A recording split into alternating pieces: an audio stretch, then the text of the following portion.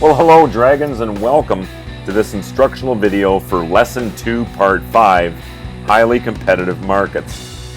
The main idea behind this economics lesson is consumers tend to benefit most from highly competitive markets. With that in mind, by the end of watching this video, you'll be able to define perfect competition, define monopolistic competition, and explain how sellers differentiate their products under monopolistic competition. Now that the outcomes for this lesson have been shared with you, let's get started.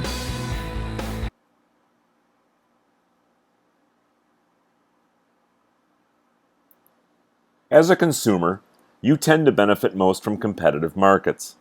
These types of markets provide consumers with a range of products that are priced lower, reflect costs more accurately, and are offered by more sellers than in any other kind of market.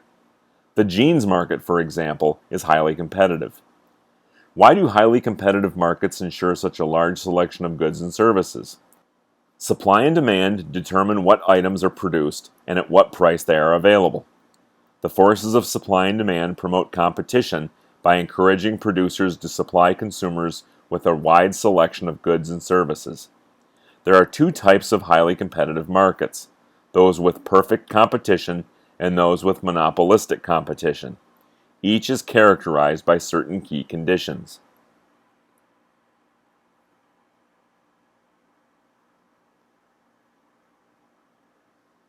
Perfect competition is an ideal market structure in which buyers or consumers and sellers or producers each compete directly and fully under the laws of supply and demand. This means that no one buyer or seller controls demand, supply, or prices. It also means that nothing prevents competition from among buyers and sellers. How can you tell if a market is perfectly competitive? In general, perfect competition exists when four conditions are present. Many buyers and sellers act independently. Sellers offer identical products. Buyers are well informed about the products. And sellers can enter or exit the market easily.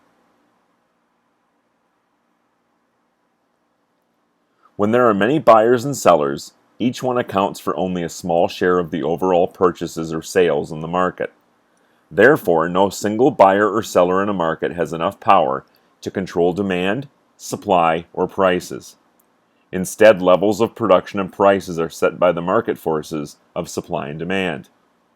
Note that in perfect competition, the many buyers and sellers must act independently.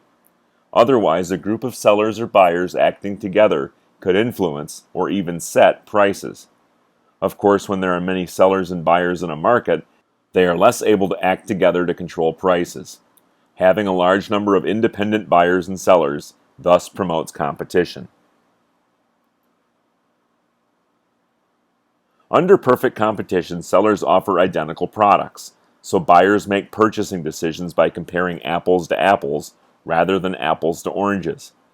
This means that buyers choose one product over another primarily on price, not on unique characteristics. Buyers' decisions thus give sellers accurate information about whether they are charging the best price for their products. What would happen if buyers chose among non-identical products? In this case, buyers' purchases would not be based on price alone, as in perfect competition. Each product's unique features would lead to a separate market, with a single firm providing that product to the market. This type of single firm market is the basis for the market structure known as monopoly, in which one seller controls all production of a good or service. Monopolies will be discussed in greater detail in the next video. Under perfect competition, buyers must be knowledgeable about products. Without accurate and readily available product information, buyers cannot compare products effectively. Sellers can compete perfectly only when buyers can make informed decisions.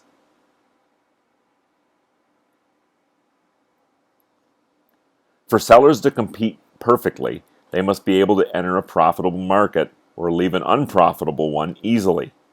The freedom to switch from market to market helps ensure that a single seller or small group of sellers cannot dominate a particular market.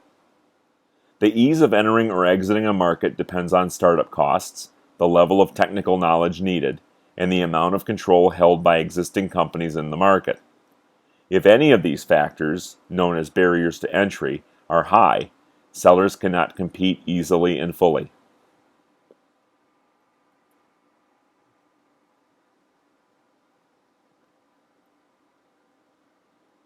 Of course, no market is perfectly competitive.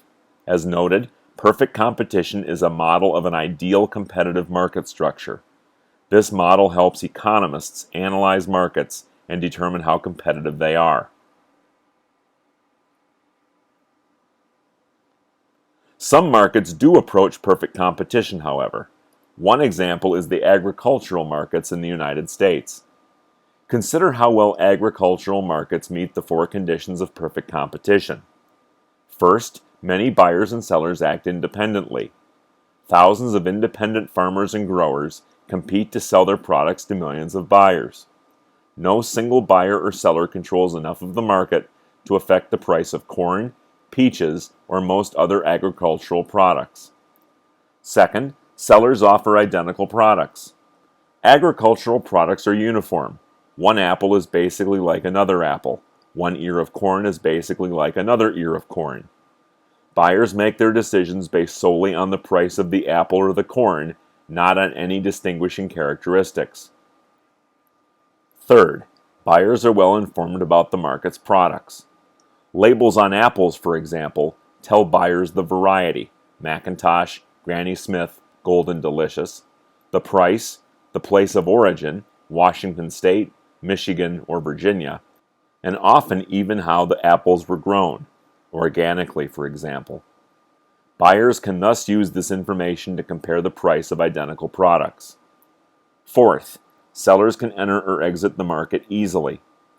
The high price of land and other inputs prevent some potential suppliers from entering the market. But farmers who already own land can, for example, easily leave the carrot market and enter the tomato market if they believe tomatoes will become more profitable. Climate and soil conditions may restrict these decisions, but on the whole, U.S. farmers can switch easily among many agricultural markets.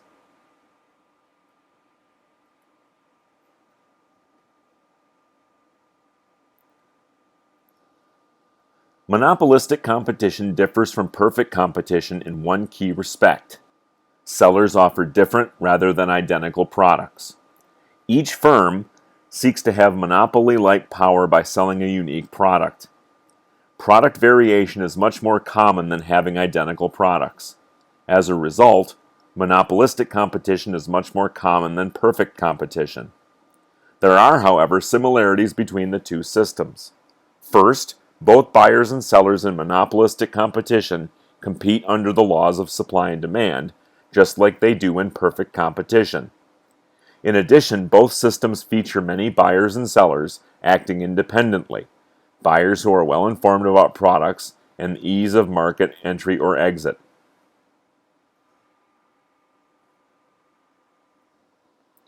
Sellers in monopolistic competition try to differentiate, or point out differences, between their products and those of their competitors.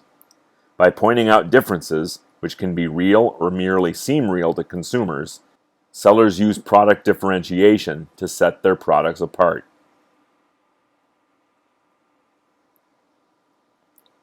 Sellers differentiate their products through non-price competition. That is, they compete on a basis other than price. Consider the jeans market, for example. Designer jeans that cost $75 and no-name jeans that cost $25 are basically the same product. If consumers decide which jeans to buy based solely on price, no one would buy the more expensive designer jeans. In this market, however, manufacturers have succeeded in competing on a non-price basis.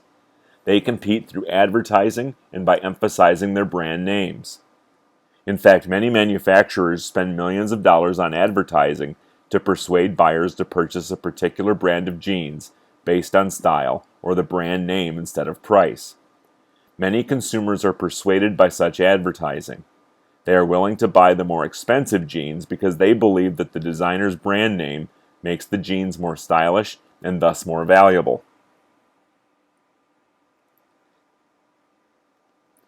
The main goal of product differentiation and non-price competition is to increase profits. By setting its products apart from the competition and convincing buyers to base their decision on non-price factors, a seller can raise the price of its product above the competitive level and make more profit. The seller does this by increasing demand for its product, thereby shifting the market price upward. Generally, by differentiating its product and creating brand name loyalty, a seller can gain some monopoly-like control over price.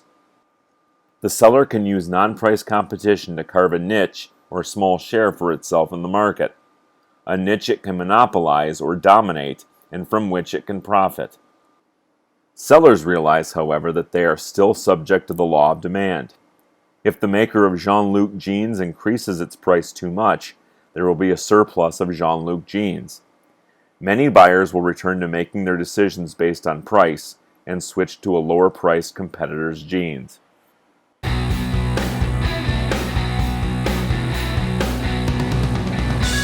So that's the way it is with Lesson 2, Part 5, Highly Competitive Markets. At this point, you should know that highly competitive markets provide consumers with a range of products that are priced fairly and reflect costs accurately. Perfect competition is an ideal market structure in which buyers and sellers compete directly and fully under the laws of supply and demand. And monopolistic competition is much more common than perfect competition and differs from it in that sellers offer non-identical products. Don't forget to subscribe to my channel to have the entire catalog of economics videos available at your fingertips. Click the subscribe button and then click the follow bell to receive notifications as to when the channel is updated. Thanks for watching, and I'll catch you in class, Dragons.